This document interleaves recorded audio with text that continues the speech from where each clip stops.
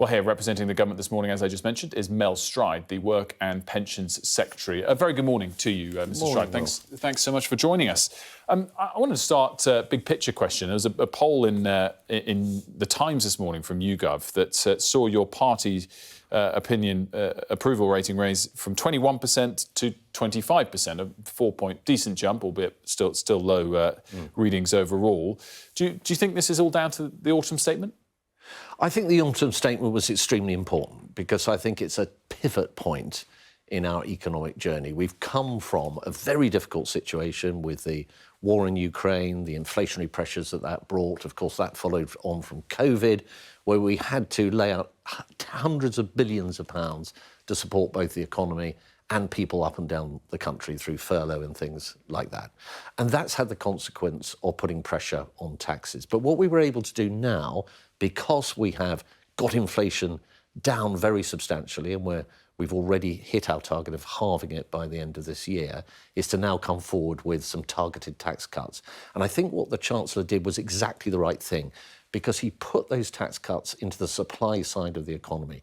So that's a huge tax break for businesses to encourage them to invest going forward. That's the 100% deductions that they can have against their investments, but also a tax cut for 27 million people who are working by reducing their national insurance. In fact, the biggest tax break since the 1980s. So I think those are very important things. So they're not going to change things incredibly overnight, like that, but they are the decisions that will lead to the long-term improvements that will allow us to do all the things that we want to do as a government, including improving the living standards of people and supporting our public services. You mentioned the supply side of the economy. The most critical factor, of course, is workers on the supply side of the economy. Your brief, a very key part of your brief. Let's talk about the overall number of people, first of all. The legal migration numbers, which we just mentioned, dominated the front pages of a lot of the newspapers this morning. It's very high, certainly relative to history, and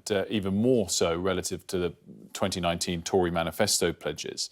So my question to you, first of all, is, are these numbers too high? And if so, is that on your government for making the changes that allowed more people to come in? This is legal migration. So we accept that these figures are too high. They are definitely too high.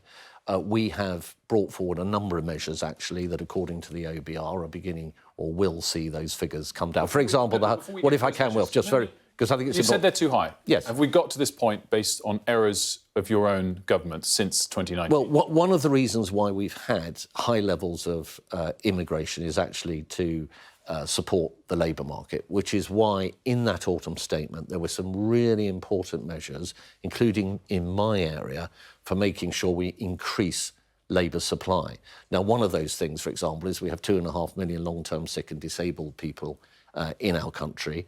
We know that 1 in 5 of those people want to work, but half of them are fearful of working because they think it might lead to them losing their benefits. So what we're doing actually is coming forward with something called the Chance to Work Guarantee, which means we won't remove those benefits. We won't even reassess those people for those benefits in the event that they go and work. And I think that could be a real game changer, along with £2.5 billion that the Chancellor has brought forward in terms of health support, talking therapies in the NHS, 400,000 more of those and so on, to encourage people to go in and work. And it is beginning to work. Economic inactivity is down 300,000 people since its peak in the pandemic, for example. I'm interested, though, that last year 745,000 people came in relative to your 2019 pledge of getting it down from 226,000.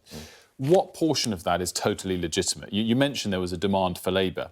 Maybe you'll offset that in future with domestic people coming back into the labour force. Yeah. What portion of that was legitimate, needed workers versus people abusing the system? And do you embrace some of the measures Robert Jenrick has been reporting? Well, we recognise that there are different types of immigration. There is immigration, for example, 150,000 students bringing in dependents is an area where we have started to restrict that, and that will make a big difference, as indeed the OBR and others recognise. But the immigration or migration that is not acceptable and is completely wrong is clearly the small boats coming across the short Dover Straits.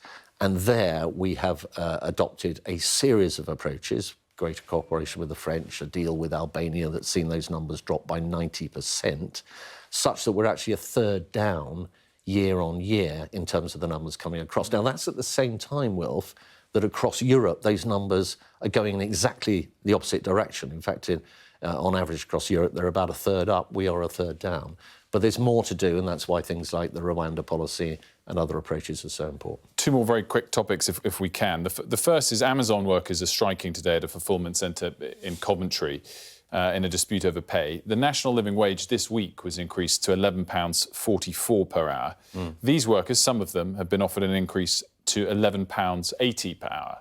This is Amazon, a company worth £1.5 trillion, to offer 36p more per hour than the living wage. Is that a bit tight of Amazon? Well, look, I'm not going to start sort of having a rounding commentary on different employers and what they're offering to their staff. Those are matters for them. Fourth biggest company in the world. Well, 36p. What matters is what we're doing at a government level. And I'd make 2 points. One is we have really reduced the level of national insurance, which is a tax cut for 27 million people working, and we've also done a similar thing for the self-employed as well. And the second point is this national living wage point. So come April, the national living wage will be going up by around 10%, so well above where inflation will be at that point. And of course, that comes on top of the near 10% increase in the national living wage that happened last April. So we are taking millions of workers, lowest paid workers, pay up. But as for individual companies, that is a matter for them. But as a government, we are on the side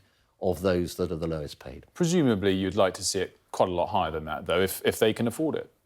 Well, but these are matters for these individual companies, given the markets they're in and the conditions and so on and so forth. But what I'm saying is the government is absolutely on the side of those that are the lowest paid. The national insurance changes, the national living wage changes. We're the government that doubled the personal allowance. Now, on the tax front, that's the amount of money that you can earn without having to pay any tax at all. We doubled that amount since 2010. So we are really on the side of those that are earning the least. And then just to round things off, Mr. Stride, touching on the hopeful continuation of this pause in fighting in the Middle East, which has begun over the last couple of hours. Are you optimistic as a government that this might go on not just through today, but for more than the initial 4 days? I think it's very difficult to speculate on that, other than to say that I really welcome the progress that all parties have made. And I know that our Prime Minister, who's been out to the region and met many of the leaders there, that Lord Cameron and the work that we've done, particularly with the Qataris actually as an intermediary, has led to the point where we now have this ceasefire for this temporary period. And hopefully that is now going to lead very quickly to the release of at least some of the hostages. Very important also to be getting fuel in. That's very important. And humanitarian aid. And we've announced just today that actually we'll be doubling the amount of humanitarian aid that we're going to be providing as a country. That's another £30 million. So we are fully engaged in doing all that we can in what is a very, very difficult situation.